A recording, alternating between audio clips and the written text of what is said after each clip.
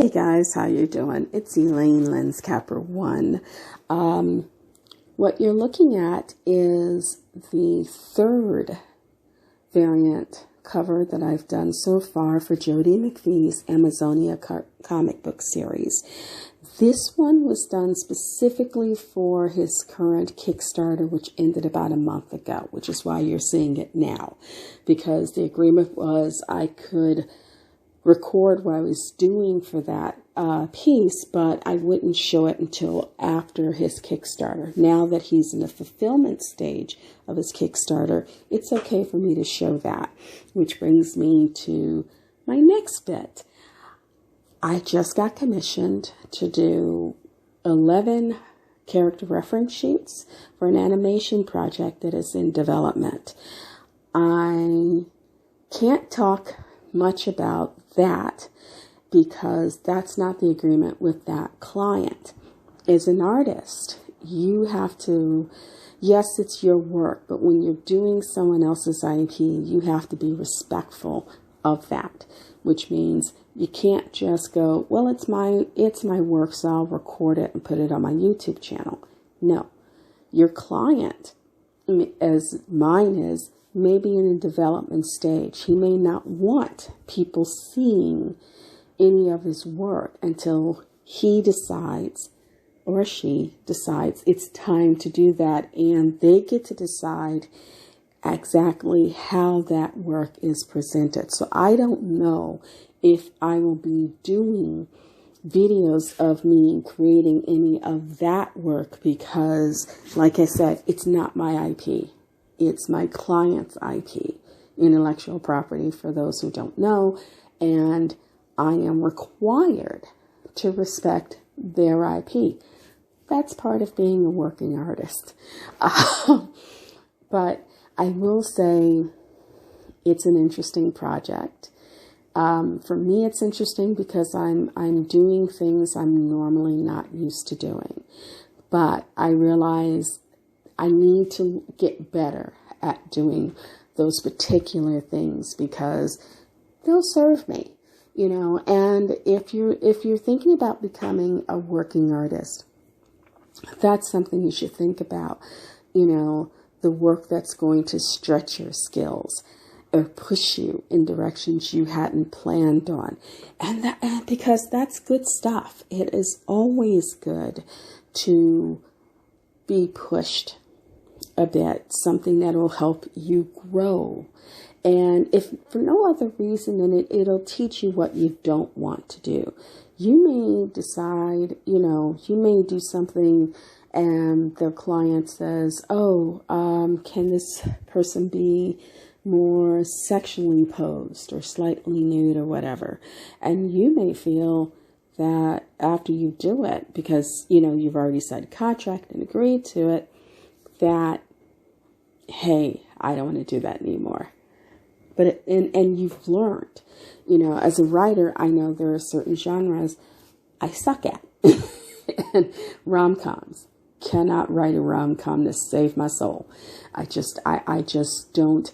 It's not that I don't like rom-coms. There are some ones out there that I do love. Hey, Sandra Bullock, girl, she's got me. But there are rules for rom-coms and tropes for rom-coms I just don't do well. And so, you know, if people go, well, what do you write? It's like, well, I don't write rom-coms. You know, I don't do straight out dramas for the most part. I prefer sci-fi, fantasy, and horror, you know, but I do stretch. Occasionally I will find myself writing something that's comedic and allows me to do that, to work in the genre that I like, but to stretch it a little. How do you make this vampire funny? Or this chick's life is in a twilight zone. Let's go see what that's like. You know, so it's always good to have something that helps to stretch you a bit. It's how we grow as writers. It's how we learn our limits. You know, what are the parameters of where we're comfortable And sometimes it's good to take that work that pushes you out that comfort zone. You know, there are aspects of the story that I look at and go, ooh, but at the same time, it's, you know, I have to remind myself, it ain't my movie. It's his. And I'm just this little bitty cog helping that engine go forward. And, you know, sometimes you have to go, okay, I'm going to stay on my lane. I'm going to do what I'm being paid to do. And you do that.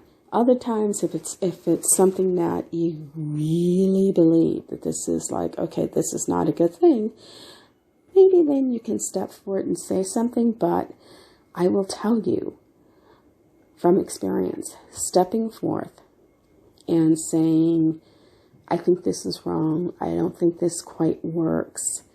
Especially when that's something that hasn't been requested of you.